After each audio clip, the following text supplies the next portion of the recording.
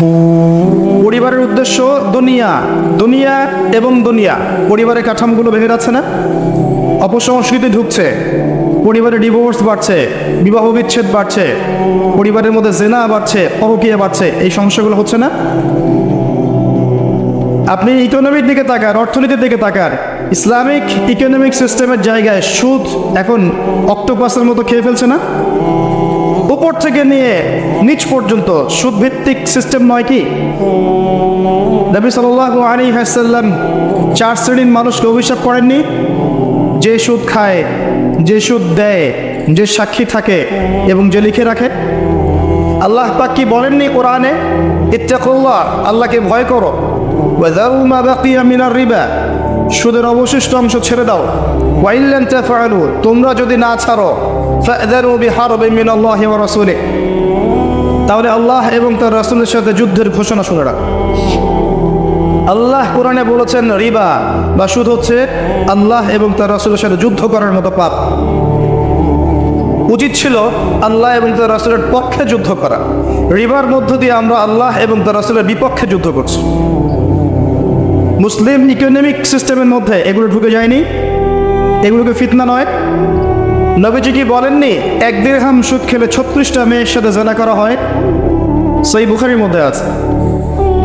নবী করিম সাল্লাল্লাহু আলাইহি ওয়াসাল্লাম কি বলেননি যে সুদের 73টা পাপের শাখা আছে, কোনো বর্ণনায় 70টা শাখা আছে, তার সর্বনিম্ন শাখা হলো নিজের মায়ের সাথে জেনা করা?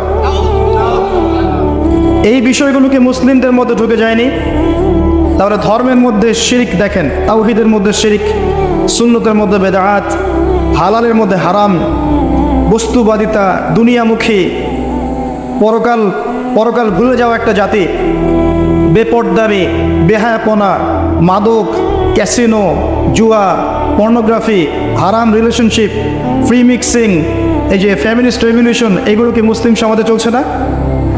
চতুর্দিক থেকে আপনি ফিতনার মধ্যে আছেন না?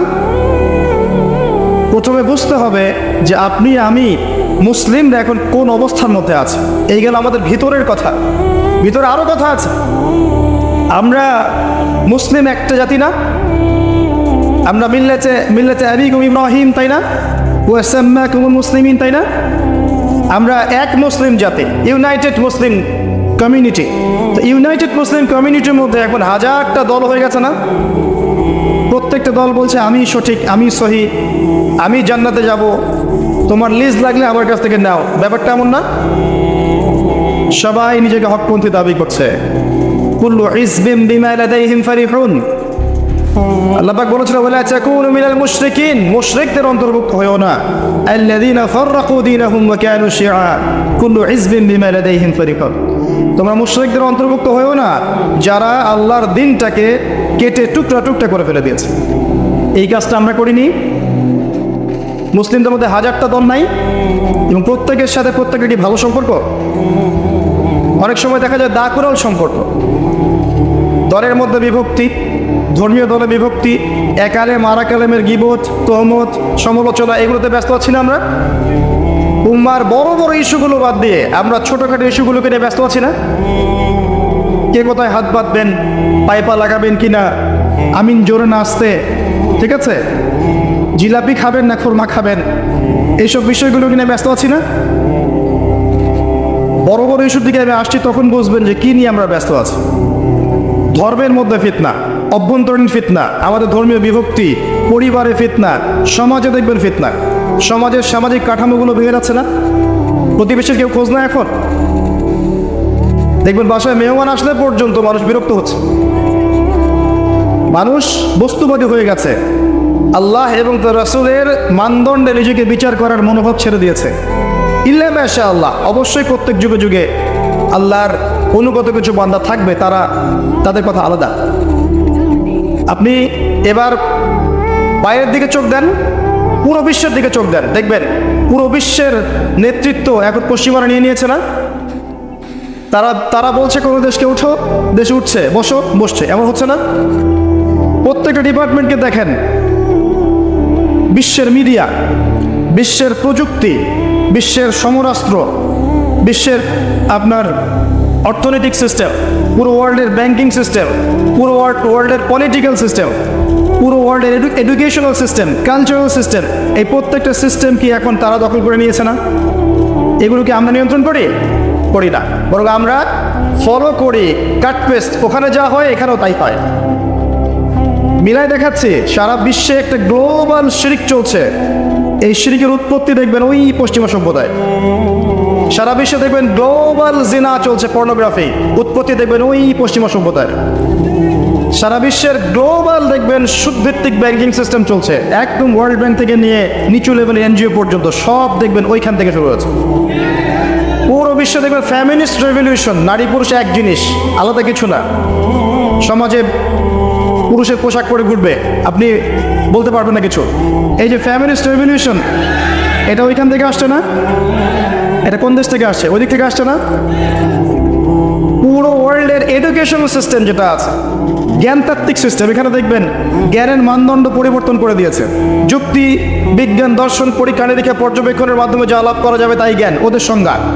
কিন্তু আপনি আপনার যে গায়েবের পিলার, আল্লাহ, মালায়েকা, আসমানি কিতাব, নবী রাসূলগণ, কবর আযাব, পরকাল, মিজান, ফুলসিরাত, জান্নাত জাহান্নাম, স্বপ্ন, রূহ, এগুলোকে আপনি ল্যাবে প্রমাণ করতে পারবেন? এগুলোকে ল্যাবরেটরিতে প্রমাণ করতে পারবেন? তাহলে ওদের তত্ত্ব মতে, ওদের এপিস্টিমোলজি মতে এগুলোর কোনো অস্তিত্ব নাই। এটা চলছে সারা ওয়ার্ল্ডে, এবং এভাবেই এডুকেশন সিস্টেম এগিয়ে যাচ্ছে। এর বাইরে ইসলামিক সিস্টেম আছে আলাদা, স্বতন্ত্র।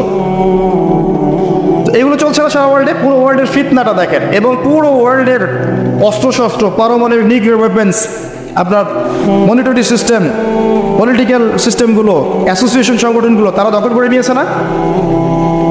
এই যে বিগত 100 বছর থেকে মুসলিমদের কোনো স্বতন্ত্র খিলাফা নেই।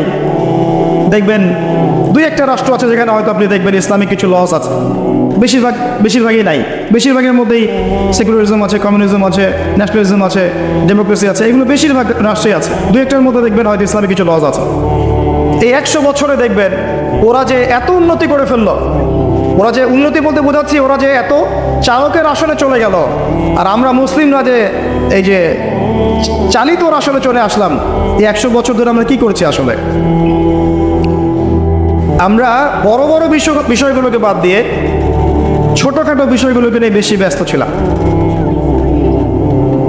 আমি একটু মজা করে বলি যে আমরা হালুয়া, রুটি এবং সেমাই, খুরমা, জিলাপিতে ব্যস্ত ছিলাম।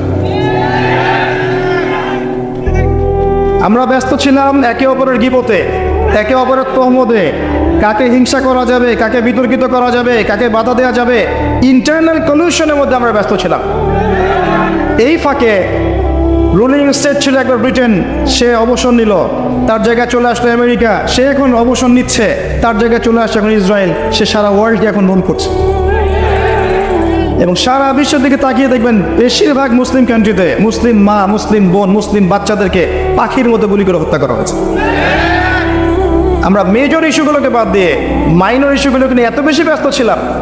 যেমন দেখেন আজকের এই মাহফিলের মেজর ইস্যু হচ্ছে লেকচার, আর কোথায় বসবো, কোথায় দাঁড়াবো, এই বিষয়গুলো মাইনর। আমরা মাইনর ইস্যুগুলোকে নিয়ে বেশি ব্যস্ত থাকি, মেজর ইস্যুগুলোকে নিয়ে ব্যস্ত থাকি না। এখন কি করবেন? এই বিষয়টা কি চলতেই থাকবে? সুসংবাদ হচ্ছে যে না, এমন অবস্থা চিরকাল থাকবে না। বলেন আলহামদুলিল্লাহ। কিভাবে থাকবে না? আল্লাহ পাকের একটা সুন্নাহ আছে। আমি যতটুকু কোরআনের ছাত্র হিসেবে দেখেছি, আল্লাহ পাকের একটা সুন্নাহ আছে। সুন্নাহ হচ্ছে যে আল্লাহ রাব্বুল আলামিন নির্দিষ্ট একটা সময় দেন প্রত্যেকটা যুগের জন্য, প্রত্যেকটা কওমের জন্য, সম্প্রদায়ের জন্য।